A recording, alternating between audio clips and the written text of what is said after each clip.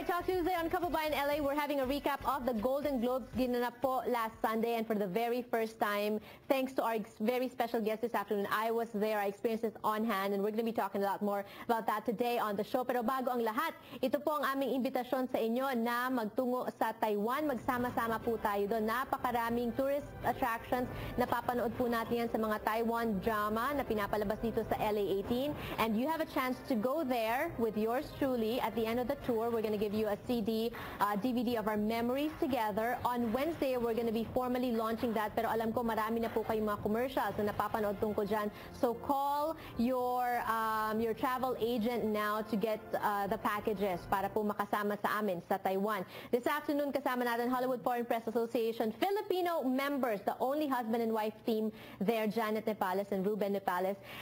Yung rain, hanggang ngayon umuulan. Nung Sunday, nagsimula at inulan ang Golden Globes. First time ba yun? Yeah, first time nangyari in several years. Kaya meron nangyari masaya yung mga tao na naglalakad. And kahit na nakita ko nga si Fergie, basang-basa yung kanyang dress, yung gown niya. Pero parin yung posing pa rin niya. And then Josh Duhamel was still holding the umbrella. So they had fun with the umbrella, which was the hottest item at the Globes that night. Alam mo, sabi nga nila, yun daw, what you call this, yung mga damit nasira dahil mga nabasa, natapakan talaga. Pero lumabas na, kasi usually high stress yung red carpet na yan, ganyan lang. Pero lumabas na, kasi nag-enjoy tuloy ang mga tao kasi parang tinawanan na lang na yung situation, right? So instead na parang very serious sila, pag lumalabas ang mga stars, natatawa na lang sila. So pas naging convivial yung atmosphere. You imagine, you went through all the hassle of preparing your dress, makeup and hair, tapos pagdating doon, sabi nga nila ang pinaka-convenient na hairstyle that night, and maraming na mga naka-ponytail kasi umuulan daw, and you don't want your hair to be parang stringy. Pero ang nangyari din, nagmamadali sa area namin, which was covered ang area ko, dun sa TV area. So lahat ng stars nagpupuntahan dun sa TV area. Oh, okay. Dun sa mga booths. You mentioned earlier, Ruben, na nabuko kung sino yung mga gentleman at mga hindi gentleman. How? Kasi makikita mo sa yung iba, kahit kasawa nila ang asawa nila or girlfriend nila, pero kita mo sila Harrison Ford, Paul McCartney, Joshua Jackson, kay Diane Kruger, kita mo sa very gentleman sila.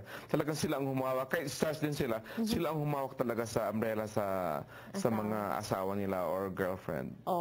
At saka makikita mo rin si Julia Roberts kung bakit star siya talaga, kasi kahit nung sumisigaw ang mga fans niya sa bleachers na kawawan mga basa, narinig niya sila, talagang iniwanan niya yung umbrella niya, talagang nagpunta siya dun sa mga bleachers at nag-say hi siya talaga. So that's why she's a star. It's nice that you mentioned all that and you notice all that. Pag-usapan natin sa loob ng ballroom kasi konti lang ang napapakita sa labas eh. So sa loob ng ballroom, ang una kong napansin, yung pagdating sa pagkain, paspasan. Ganun ba talaga? Hindi nga kami nakakain ng gusto ng Ruben dahil by that time, 4:30, nililigpit na nila yung mga pagkain. Nagulat ako. So, yung Lady Godiva chocolates na lang, hindi kakanin mo.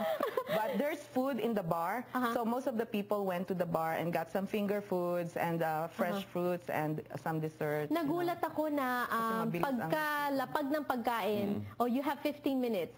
15 minutes na tapusin. Kasi, first of all, it's a televised affair. So, I think the director and the producers, they want it to look good on the screen na wala yung mga waiters na kumukuha ng plate. So, yun ang experience namin ni Jane. So, hindi kami nakakakain. Most of the time naman, hindi kami nakakakain. Like I told you, kasi to explain, sa bawat chair may isang box of Godiva chocolates. So, first time in my life, last Sunday, naubos ko isang box of chocolates. That's all I ate. A sugar rush na lang. Alright, first caller is calling us from Palmdale. Marissa is on the line. Hi, Marissa. Hello, Janelle. Hello, Janet and Ruben. Hello. Hello. Gusto ko lang po magtanong, kayo po ang pinakaunang mga miyembro ng Hollywood Foreign Press. Ano po ang pakiramdam nyo? Anong dinadala nyo bilang mga Pilipino nakaparte ng Hollywood Foreign Press? We're really proud to represent the Philippines. Most of the members don't even know about the Philippines. Sabi nga nila, paano kayo natuto mag-English? Kailan kayo natuto mag-English? Where is the Philippines? What kind of weather do you have? So it's really nice, and we are honored to be the first members from the Philippines. And I know that it's not easy. I'm sorry. Yes, Gusto Marissa? pong tanong, yun po, maganda pong tanong yun. Gusto ko lang pong malaman, gaano po kahirap bago kayo nakapasok sa Hollywood Foreign Press? Salamat po. May balak ata itong si Marissa, ha? O sige, top tip. Mahirap talaga kasi I actually, to tell you the truth, nag-try ako ng 3 times. Oo. Three times? 3 times kasi kailangan nilang i-review ang articles mo at saka kailangan may dalang sponsors ka at saka marami pa mga requirements tapos kailangan iboto ka ng may a majority of the members. So,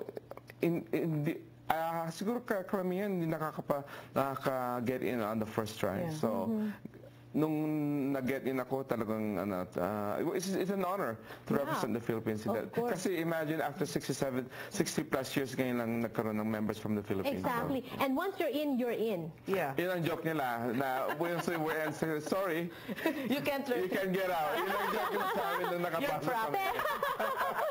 And yan po, hindi lang sila members. Si Ruben, pinagmamalaki po natin this year is a board member of the HFP. We're going to be talking a little bit more about that when we return, and keep calling. Don't go away.